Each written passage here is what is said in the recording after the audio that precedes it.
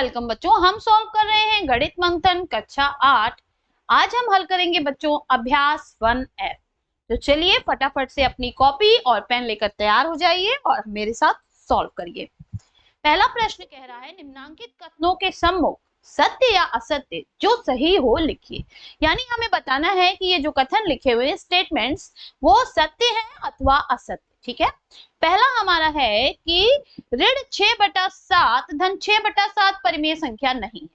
ठीक है, तो पहले हमें पता करना पड़ेगा कि इसका आंसर क्या है। ठीक है, तो हम कर लेते हैं ऋण 6/7 धन 6/7, क्योंकि 7 कॉमन हो जाएगा, दोनों में है। ठीक है, उसके बाद इधर हो जाएगा ऋण 6 धन 6। ठीक, क्या आ जाएगा हमारा 0/7 इज इक्वल टू 0।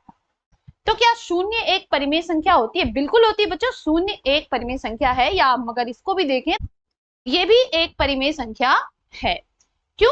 क्योंकि यहाँ पर क्या है, Q 0 नहीं होना चाहिए। ठीक है, P 0 हो सकता है क्योंकि हमने P/Q के फॉर्म में लिखना है परिमेय संख्या को, तो P तो 0 हो सकता है, Q 0 नहीं होना चाहिए। और Q यहाँ पे क्या है, 7 है। ठीक है, तो हमारा आंसर क्या होगा कि ये जो कथन है बच्चों ये क्या है, ये है असत्य। चलिए नेक्स्ट क्वेश्चन पे चलते हैं।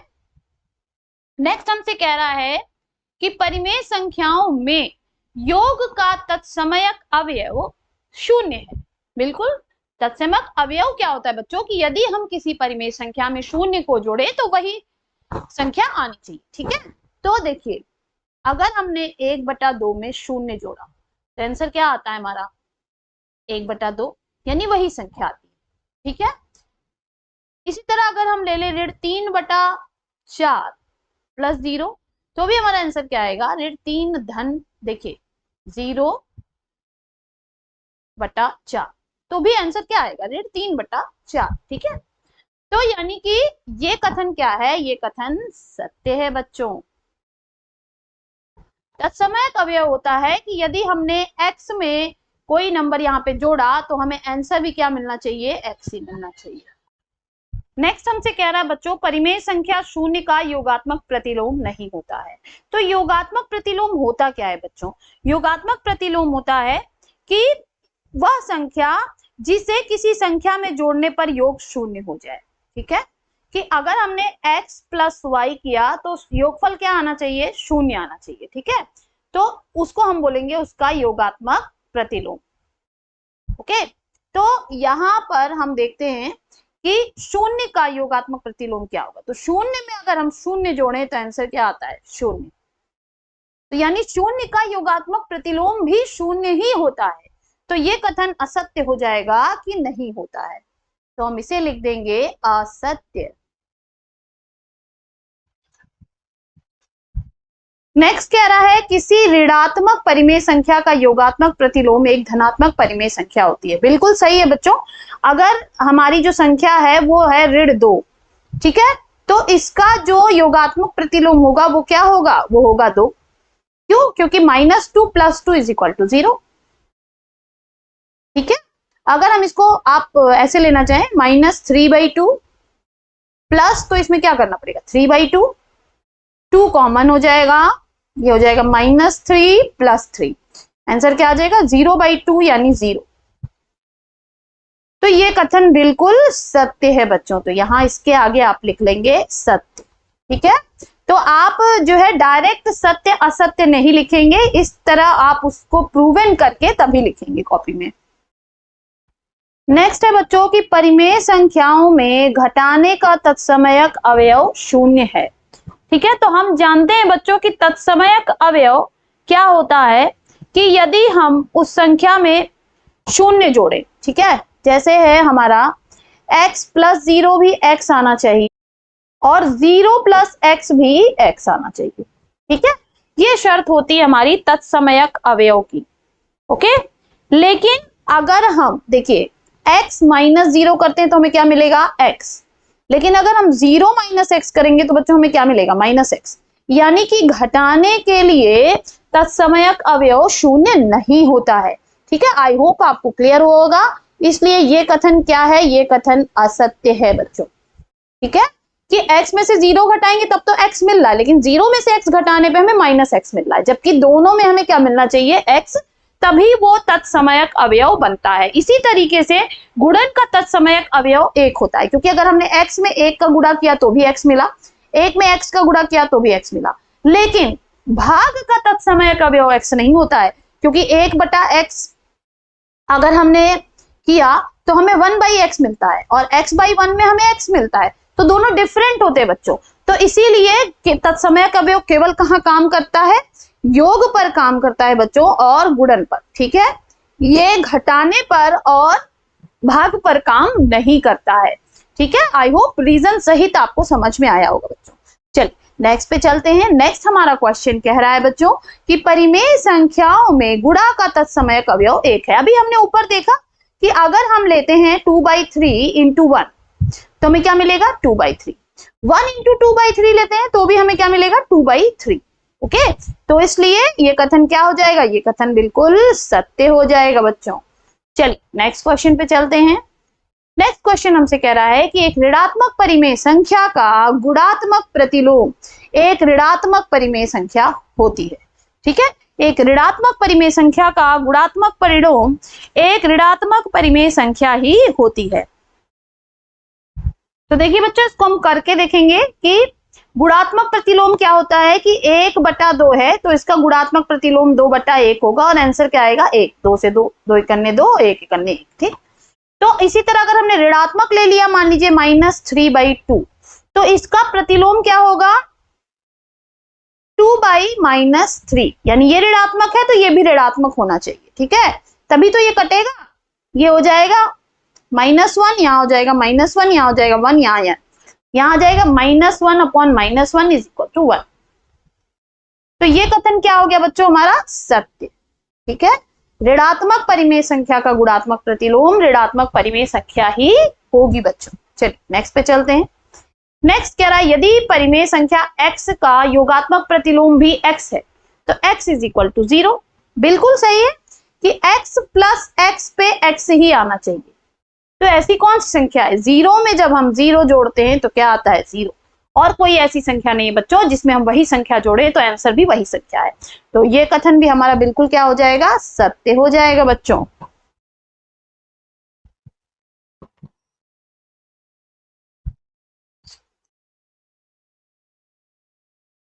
नेक्स्ट क्वेश्चन हमसे कह रहा है कि निम्नांकित को अपनी अभ्यास पुस्तिका पर उतारकर रिक्त स्थानों की पूर्ति कीजिए, ठीक है। तो इसको हम हल करके करेंगे बच्चों। वैसे तो हमें दिख रहा है कि x plus dash is equal to x, तो हमें पता है बच्चों कि तत्समयक अवयव योग के लिए क्या है, 0, ठीक है, लेकिन हम इसको करके देखेंगे। तो चलिए हम कर लेते हैं, हम यहाँ पे मान लेते हैं x, ठीक है, तो हम इसको ले लेंगे x, तो ये हो जाएगा -5/12 धन x बराबर -5/12। तो x बराबर हो जाएगा -5/12, ये उधर जाएगा +5/12, 12 कॉमन हो जाएगा बच्चों, ये हो जाएगा -5 + 5, तो x इज इक्वल टू क्या आ जाएगा, 0/12 यानी 0, ठीक है। तो हम यहाँ पे क्या भर देंगे, 0। चलिए नेक्स्ट क्वेश्चन पे चलते हैं।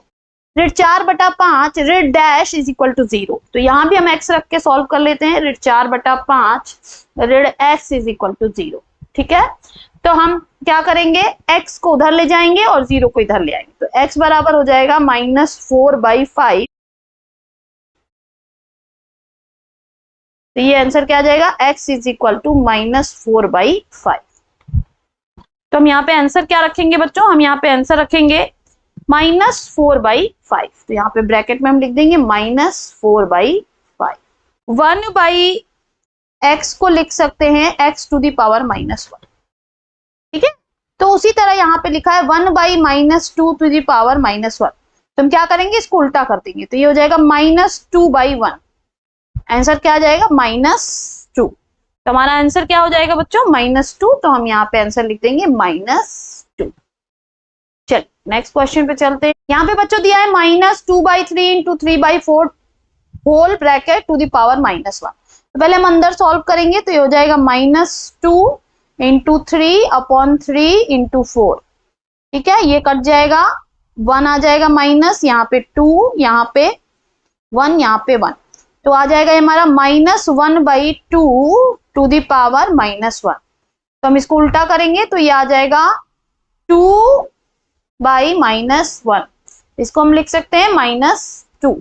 तो आंसर क्या आ गया? -2 आ गया बच्चों। चलिए नेक्स्ट पे चलते हैं। नेक्स्ट क्वेश्चन हमसे कह रहा है प्रत्येक स्थिति में x का मान बताइए। 2/3 into x is equal to 1। तो x क्या हो जाएगा? 1। ये उधर जाएगा बच्चों, तो ये हो जाएगा 1 डिवाइड बाई 2/3। तो हमें पता है कि हम इसको उल्टा करके गुणा कर देते हैं इंटू 3/2। तो ये हो जाएगा 3/2। ठीक, तो x बराबर क्या आ गया हमारा? 3/2। ये हो गया बच्चों हमारा आंसर, x बराबर 3/2। नेक्स्ट क्या रहा है? -3/4 plus x is equal to 0। तो ये हो गया x इज इक्वल टू, हम इसको इधर ले जाएंगे बच्चों, तो हो जाएगा 0 और माइनस है तो प्लस हो जाएगा +3/4। तो x इज इक्वल टू हो जाएगा 3/4। नेक्स्ट कह रहा है x into -5/4 is equal to 1। तो हमें पता है बच्चों कि ये गुणात्मक प्रतिलोम है, लेकिन हम इसको हल करेंगे तो x बराबर हो जाएगा 1। इसको इधर ले जाएंगे तो ये डिवाइड हो जाएगा, डिवाइड 5/4 -5/4। ठीक है, एक सेकेंड मैं फिर से लिख देती हूँ, डिवाइड बाई -5/4। तो अब हम इसको लिख सकते हैं 1 इंटू उल्टा कर देंगे 4/-5 इज इक्वल टू आ जाएगा 4/-5। ठीक है, तो x इज इक्वल टू 4/-5।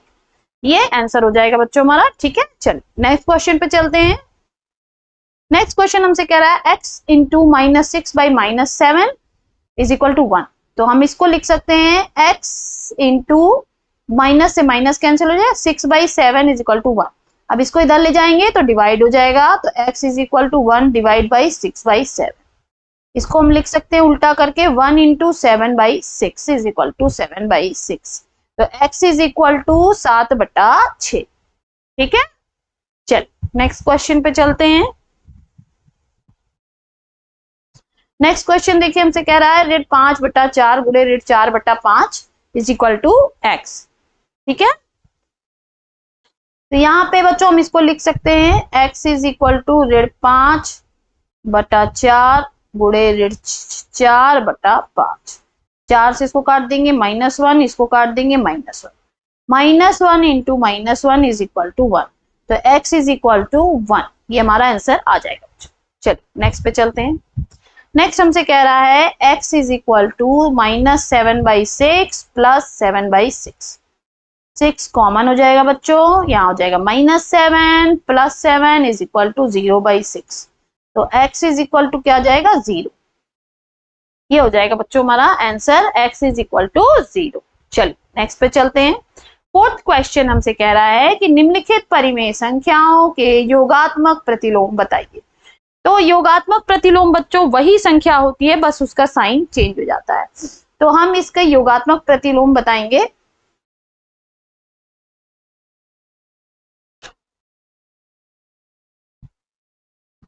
तो बच्चों हमें पता है कि अगर p/q है तो इसका योगात्मक प्रतिलोम क्या होता है? -p/q।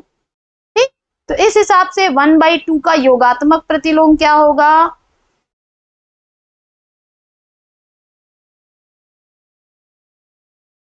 ये हो जाएगा हमारा -1/2। ठीक है, आप इसको लिख लेंगे।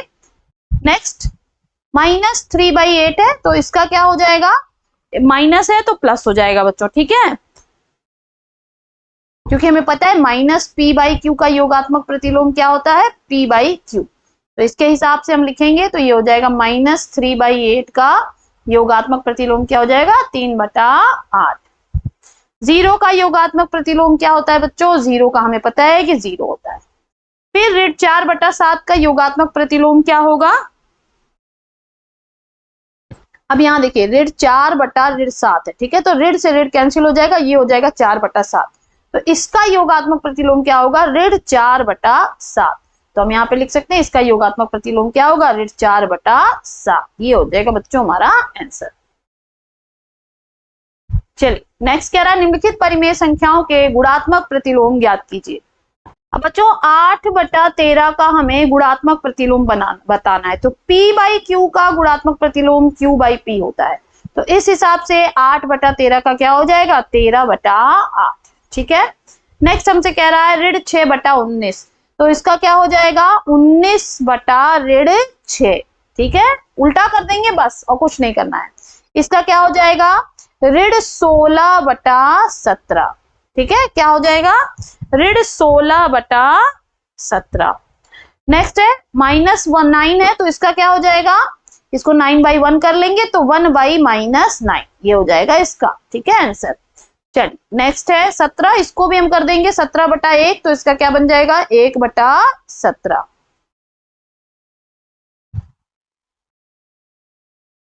अब इसका बच्चों क्या होगा, इसको पहले हम हल करेंगे तो 2/5 गुणे 9/4। ठीक है, तो 2 दूनी 4 ये कट जाएगा, तो ये हो जाएगा 9/10। गुणात्मक प्रतिलोम क्या हो जाएगा बच्चों 10/9। तो यहाँ पे हम लिख देंगे 10/9, यही हमारा आंसर हो जाएगा बच्चों। यहाँ पर बच्चों हमारा ये अभ्यास जो है वो समाप्त होता है। फिर मिलेंगे नेक्स्ट वीडियो में ऐसे ही कुछ और प्रश्नों के साथ। तब तक के लिए पढ़ते रहिए, आगे बढ़ते रहिए। बाय बाय बच्चों।